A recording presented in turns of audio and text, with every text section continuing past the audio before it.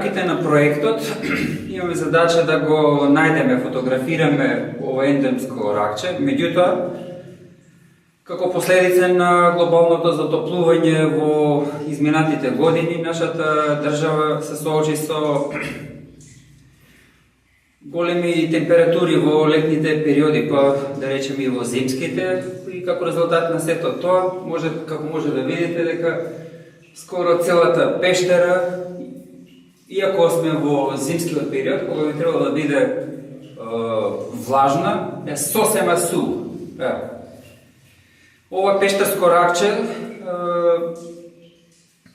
живее на многу влажна, значи тоа преферира голема влага и поради специфичните своји потреби кои ги има адаптирано на таква средина, може тоа една од причините зашто не можеме се што да го најдеме, бидејќи таква убава влажна средина во пештерата се уште не можеме да најдеме. Тие, како резултат на тие големи горештини, немање на влага, се навлезени многу подлабоко во земјата. Навистина се потребни, да не кажем, надчовечки напори да се претажи целата пештера и да се евидентира пештерското ракче.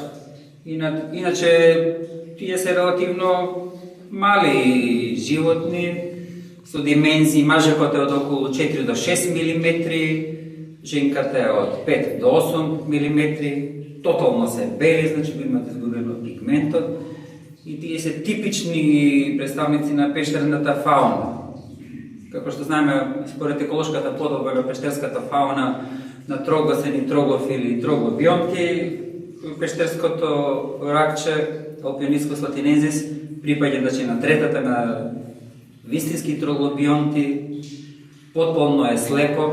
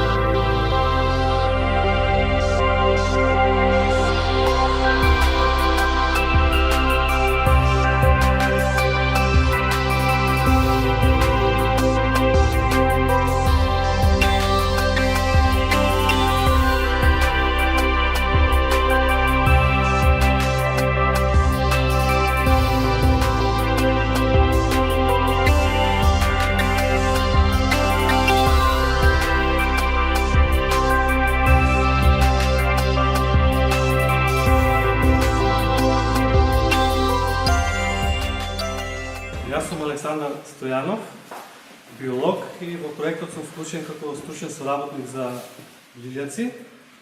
Целта во проектот моја е да извршам истражување на фауната на лилјаци во пештерите кои што се наоѓаат во заштитеното подрачје Слатински извор.